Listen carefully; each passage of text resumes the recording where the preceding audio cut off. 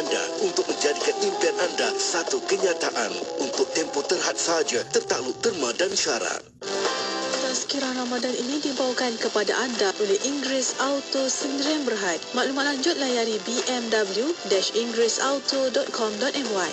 Assalamualaikum warahmatullahi wabarakatuh.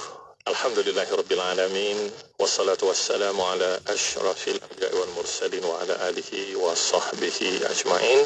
Radina wa bil islami dina wa bi Muhammadin sallallahu alaihi wasallam nabiyyan wa rasulah. Allahumma a'inna ala zikrika wa syukrika wa husni ibadatik. Allahumma alhimna rushdana wa qina syarra anfusina. Allahumma ya muqallibal qulub, tsabbit qulubana ala dinika wa ala ta'atik. Muslimin dan muslimat, para pendengar semua, usikum wa nafsi bi taqwallahi wa ta'atihi faqad fazal muttaqun.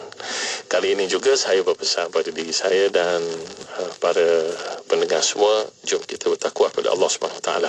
Kerana yang menang di sisi Allah dunia akhirat hanyalah orang yang bertakwa. Dan sekali lagi juga, saya tidak lupa mengajak sama-sama kita mendengar dan kita menghayati, kita beramal dengan wahyu Allah, perintah Allah, ya ayyuhallazina amanu taqullaha haqqa tuqatih wa la tamutunna illa wa antum muslimun. Wahai orang yang beriman, bertakwalah kamu semua kepada Allah dengan sebenar-benar rasa takwa dan jangan ada yang mati kecuali setelah betul-betul dia Islam. Allahu akbar. Bagaimana puasa kita hari ini? Jadi bila sebut tentang berpuasa, kenapa kita berpuasa?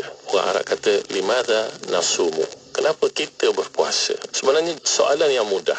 Soalan ini yang mudah, jawapannya pun lagi mudah dari soalan. Kerana kita sebut dalam ataupun dalam bacaan niat kita yang kita belajar, ya, lillahi ta'ala.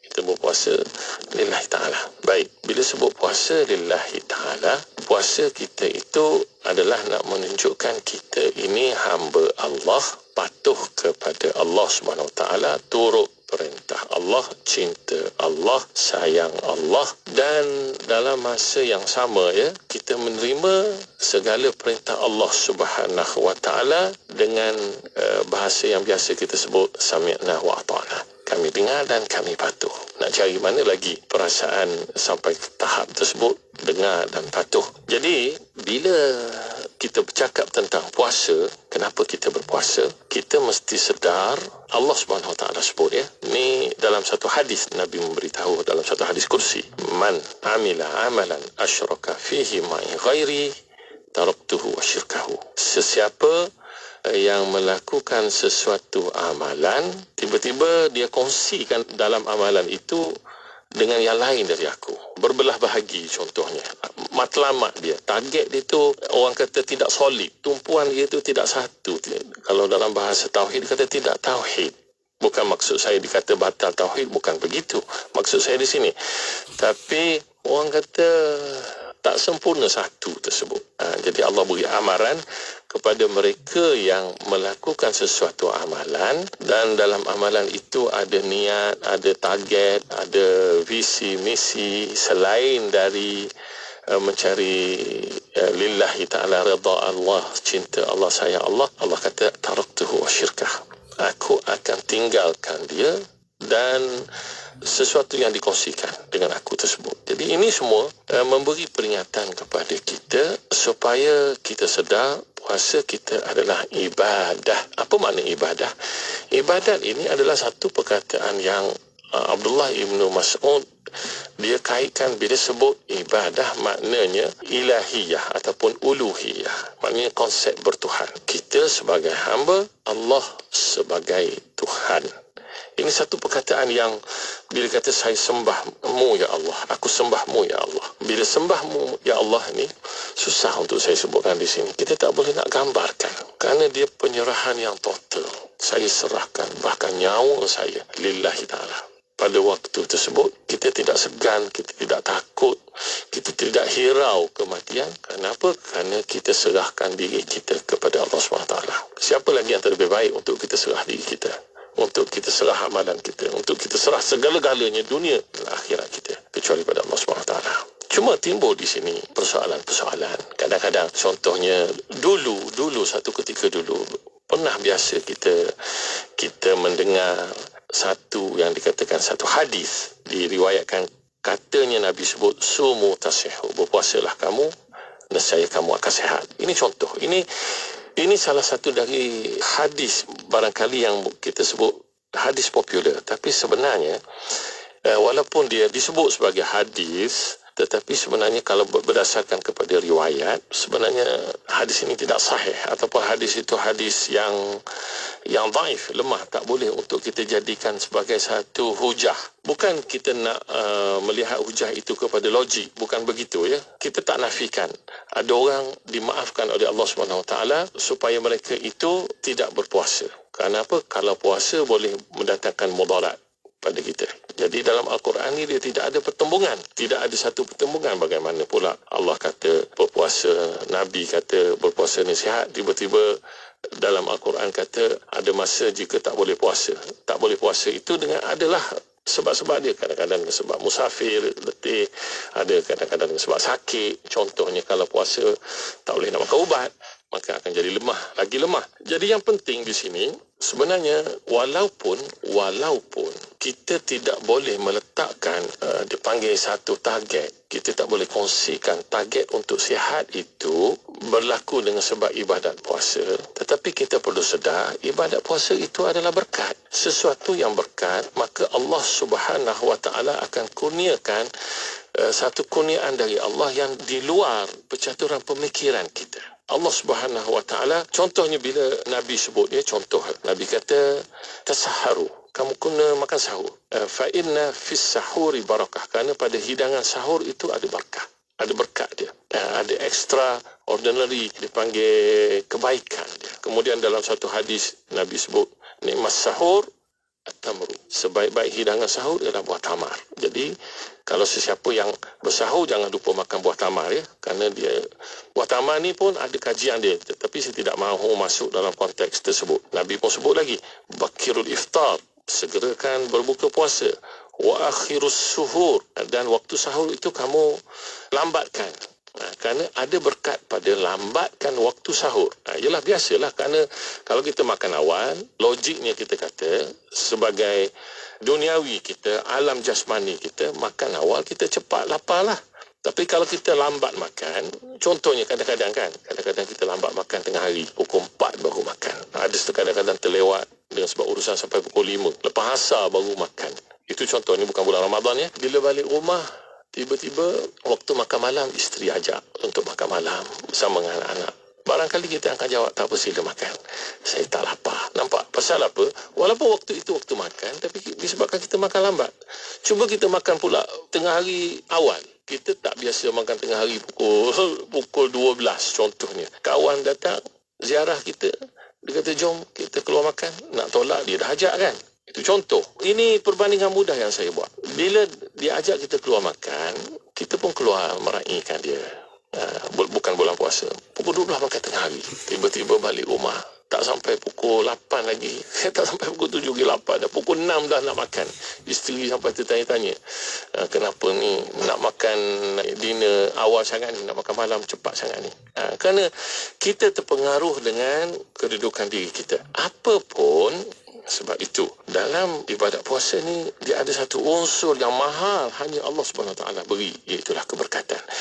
Jadi bila kita berpuasa, walaupun ada satu hadis yang tadi yang saya sebut, hadis itu lemah ataupun dhaif lebih tepatnya, kita tidak mahu berhujah berpuasa itu pasti sihat, tetapi tidak mustahil dengan puasa itu seseorang boleh menjadi sihat. Kerana apa? Kerana perut kita ini dia dipanggil baituda, dipanggil tempat ataupun rumah yang dalamnya ada macam-macam racun ataupun penyakit dalam. Jadi bagaimana untuk kita melegakan, menyelamatkan, menstabilkan supaya perut kita, kerana bila perut kita sihat, kita akan sihat.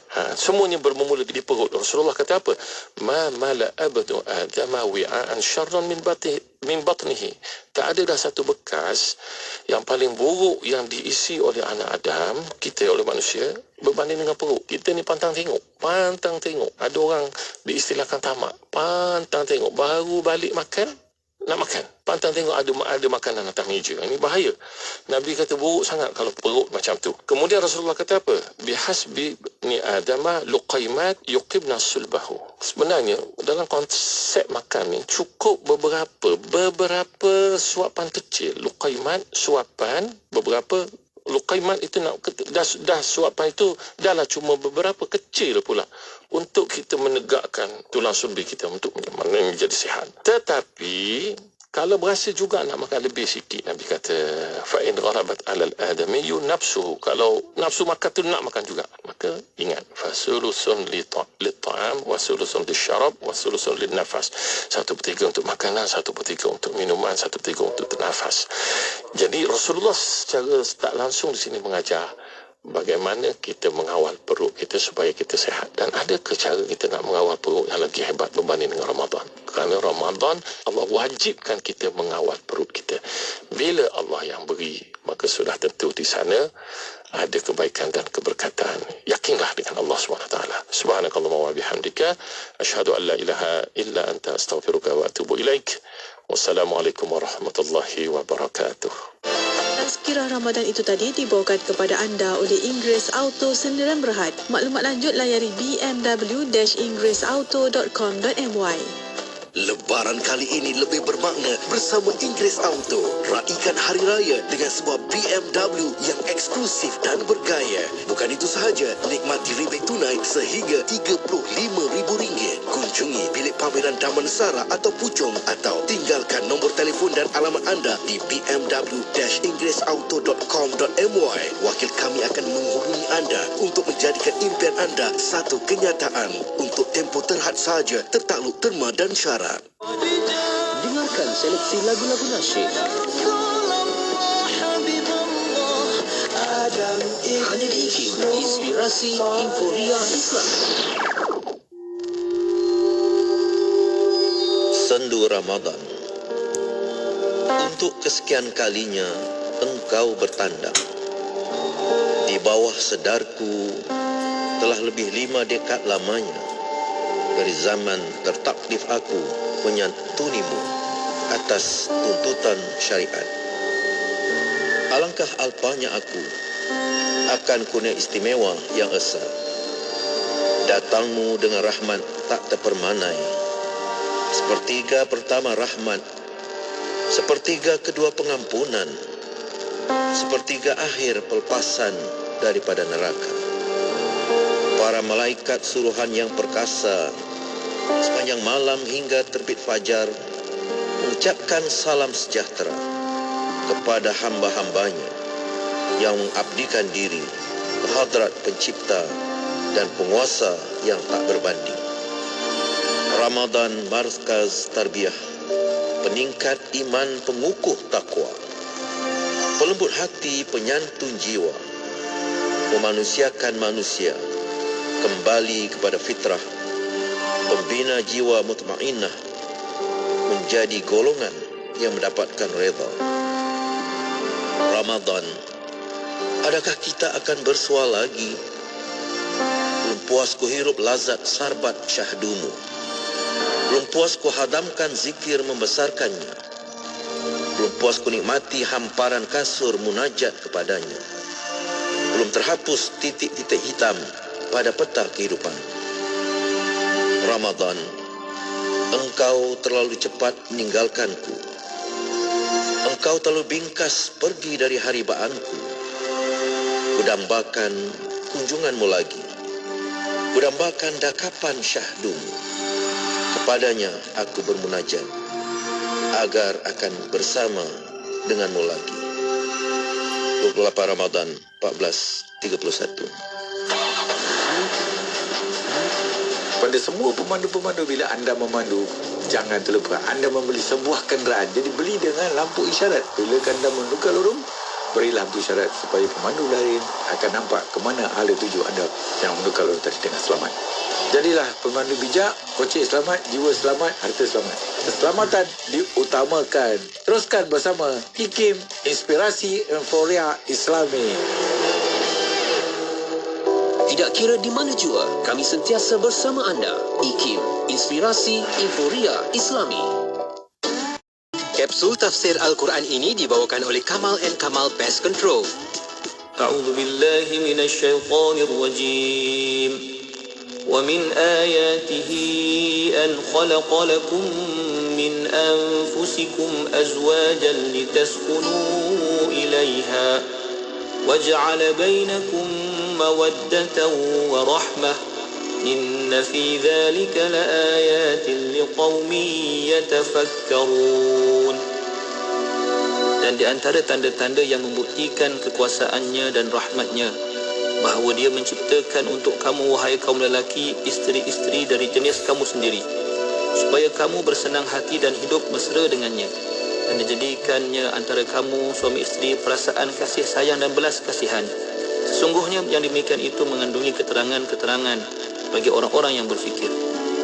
Dalam ayat ini, Allah SWT membuktikan kebesarannya dan kekuasaannya, iaitu menjadikan insan itu berpasangan antara lelaki dan wanita, dan suatu ikatan yang luhur mengikat mereka, iaitu pernikahan. Allah menyebut dari jenis kamu sendiri, menunjukkan bahawa insan berpasangan dengan insan, bukan dengan makhluk yang lain seperti jin. Lalu hubungan yang Allah redha ini akan membuahkan dan menerbitkan 3 perkara, iaitu sakinah, mawaddah dan rahmah. Al-Mawardi berkata, as-sakinah atau ketenangan itu berupa kemesraan yang Allah kurniakan kepada pasangan suami isteri sebaik sahaja mereka melangsungkan pernikahan dan pastinya berlandaskan syariat Allah Subhanahu wa taala. Terdapat beberapa pandangan ahli tafsir mengenai mawaddah dan rahmah. Ada yang mengatakan mawaddah itu ialah rasa cinta dan rahmah itu pula rasa belas kasihan. Ada pula yang mengatakan mawaddah itu persetubuhan dan rahmah itu pula adalah anak-anak. Ada pula yang mengatakan mawaddah itu mengasihi yang tua dan rahmah itu menyantuni yang muda. Ada juga yang mengatakan mawaddah dan rahmah itu kedua-duanya bermaksud kasih sayang antara suami isteri. Apapun pentafsiran terhadap mawaddah dan rahmah itu, sesungguhnya pernikahan itu merupakan syariatullah, pada masa yang sama memenuhi tuntutan sunnatullah. Hasilnya pastilah redha Allah Subhanahu wa taala. Kapsul tafsir Al-Quran itu tadi dibawakan oleh Kamal & Kamal Pest Control. Kamal & Kamal Pest Control, peneraju perkhidmatan kawalan serangga anai-anai Bumi Putra Islam sejak 1985, memenuhi piawaian ISO 9001 dan berlesen oleh Jabatan Pertanian Malaysia. Pertama di Malaysia, inovasi kawalan anai-anai 7 tahun jaminan untuk perlindungan kediaman anda. Kamal & Kamal sedia dihubungi di 019-755-2625 atau di www.kamalandkamal.com. Bicara bermanfaat berbagai segmen, rancangan dakwah setiap hari, lagu-lagu Islami sepanjang masa. Dengarkan di IKIM, Inspirasi Euforia Islami.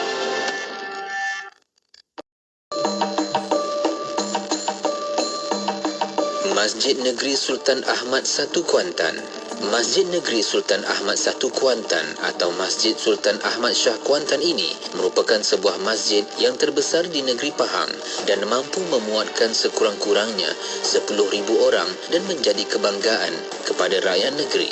Menara masjidnya berukuran setinggi 180 kaki dan menjadikan ia antara masjid yang indah. Masjid Sultan Ahmad Shah terletak di tengah-tengah bandar Kuantan, ibu negeri Pahang. Di sekitar masjid ini terdapat bangunan-bangunan kerajaan, bank-bank dan kedai-kedai. Bersebelahan masjid ini ialah sebuah padang bola yang luas. Pembinaannya ialah hasil idea Sultan Pahang, almarhum Paduka Ayahanda Sultan Haji Ahmad Shah Al-Musta'in Billah. Pembinaan masjid ini berdasarkan reka bentuk seni bina zaman Uthmaniyah tetapi menggunakan bahan dan teknologi moden. 4 kubah separuh bulat diletakkan pada 4 penjuru yang mengapit sebuah kubah utama yang mendominasi bahagian atas ruang utama solat. Warna biru dan hijau digunakan bagi mewarnai keseluruhan masjid negeri ini. Masjid ini juga mempunyai ruang halaman yang mewujudkan suasana keterbukaan dan mengimbangi keluasan masjid ini. Hiasan dalaman dan luaran masjid ini berdasarkan corak geometri. Jalinan-jalinan geometri telah digarap dengan begitu teliti hingga menjadikan ia sebuah masjid yang indah dan menarik. Asma'ul Husna berbentuk khat memenuhi dinding masjid dan ayat-ayat Al-Quran menjadi sebahagian hiasan dalam bangunan ini. 4 menara masjid diperbuat daripada marmar khas yang berkilauan menaikkan seri masjid ini jika terkena limpahan cahaya lampu. Tambahan pula, adunan warna putih yang terpapar daripada kilauan ke-4 menara kubah tersebut bercampur dengan sinaran lampu kekuningan di bahagian hadapan masjid ini menambahkan lagi keanggunan Masjid Sultan Ahmad Shah. Nama masjid ini diambil sempena nama pemerintah Pahang pertama Sultan Ahmad Al-Muazzam Shah yang ditabal sebagai raja selepas mengalahkan Bendahara Wan Mutahir lewat 1890. Kalau pada bulan Ramadan, salah satu dari bulan yang Allah kurniakan kepada kita. Kerana kita faham ibadat puasa ini Allah Subhanahu Wa Taala telah kurniakan juga kepada umat sebelum kita umat Islam. Jadikan Ramadan anda tahun ini lebih bermakna dengan ikuti segmen khas Tazkirah Ramadan bersama dengan Ustaz Wan Suhur Bani Liman sepanjang Ramadan pada jam 1.30 tengah hari dan 5 pagi. Eksklusif di Radio IKIM. Smile is the light in your window that tells others that there is a caring, sharing person inside. Everyone loves a society full of love and peace. Islam teaches us to build societies based on love and sincerity. Prophet Muhammad sallallahu alaihi wasallam was so kind and loving. Anyone could come and speak up his heart in front of the Prophet. Prophet sallallahu alaihi wasallam's smile would have a soothing effect on the hearts of the people. Prophet Muhammad sallallahu alaihi wasallam said, "Smiling in the face of your brother is charity," narrated by Tirmizi. So why waste your time in France when smile gives you a way to follow the sunnah, win the hearts of others, earn good deeds and give charity? Enjoy the many benefits of a smile. In order to want to smile, it really helps to know what benefits a smile can bring to your day. Smile improves your appearance. Charles Gordy once quipped, "A smile is an inexpensive way to change your looks." Smile make things right again and say much more than words can. You feel lost or alone or feel down, a smile can set things right again. A smile lets other people know that you're prepared to be open to them and that you're willingly agreeing to set things right where needed. Smile also make you feel good. Even if you're feeling a little blue, insert happy thoughts into your mind and just add that smile. This smile will trick your mind into feeling better as endorphins are released to reduce physical or emotional stress. Smile makes other people feel good. An open-mouthed smile is visible from further away than a frown, offering people reassurance that you are friendly. Practice your smile. There is no harm in practicing your smile. Doing so will increase your smiling confidence, improve your sense of well-being, and help you to learn which of your smiles are your best.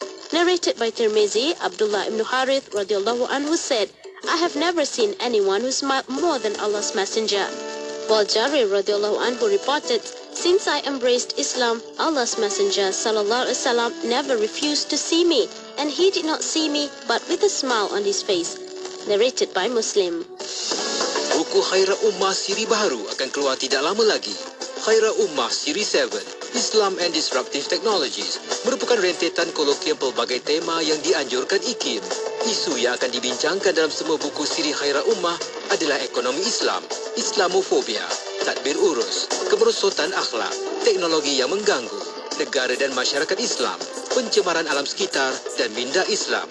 Dapatkan promosi pracetakan dengan potongan harga sehingga 40% dengan cara WhatsApp 011-5769-5400. Mak dapat panggilan haji tahun ni. Tapi Mak tak boleh nak jalan jauh. Mak jangan risau. Kami nak hadiahkan Mak pakej haji Felda Travel. Agensi berlesen. Hotel dekat je dengan masjid. Mudah mana beribadah. Servis pun bagus. Berbaloi.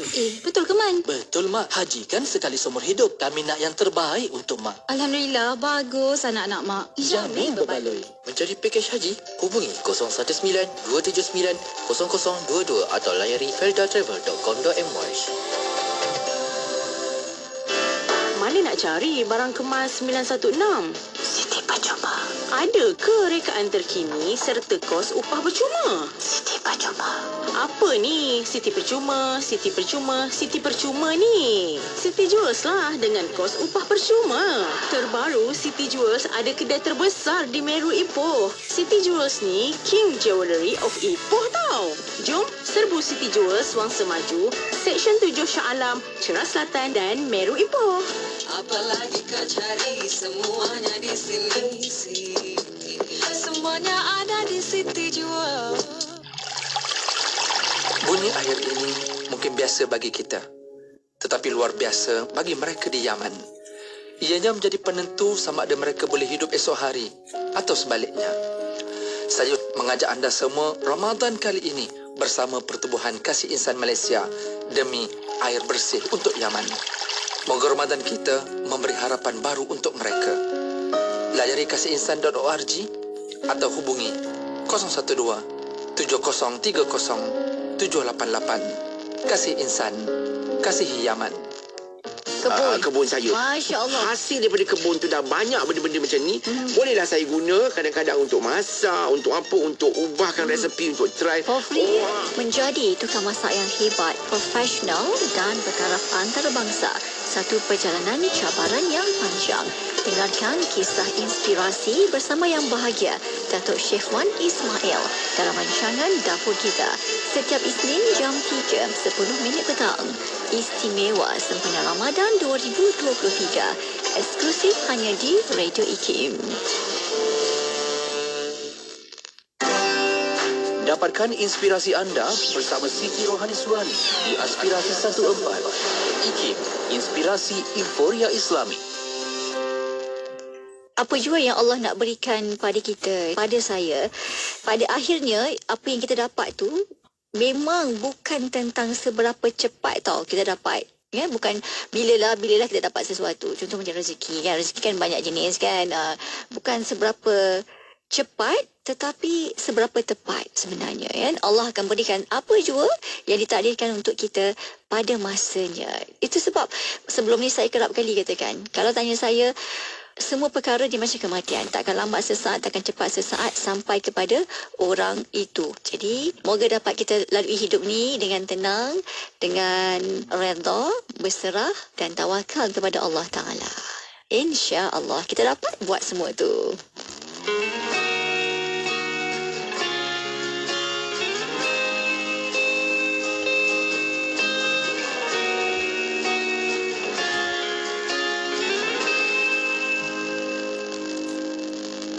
Berbahagia yang meraih kehadirannya, telah dijanji bulan yang sungguh istimewa. Ramadan yang dinanti menjengah kembali dan takkan aku biarkan ia berlalu pergi. Ramadan berpuasa, lapar dahaga, sucikan jiwa. Ramadan tambah ibadah, tingkatkan sabar, kumpul pahala. Ramadan banyak sedekah, ringankan beban, bantu yang susah. Ramadan baiki diri, hiasi dengan sifat mahmudah.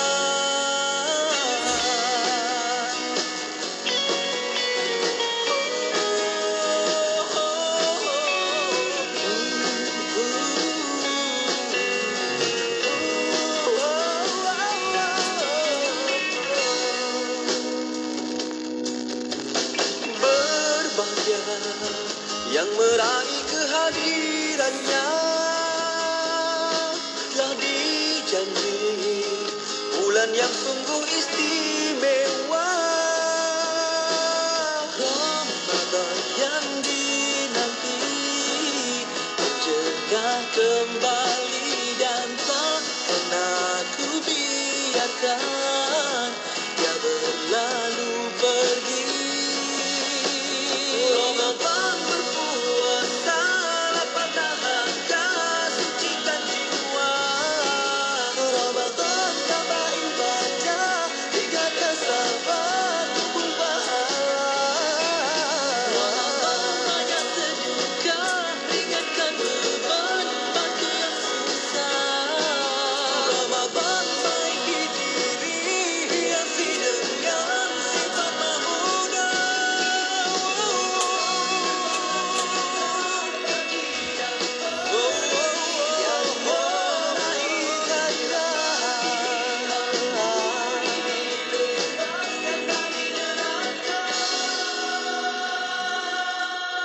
Ramadan yang dinanti pastikan berlalu pergi.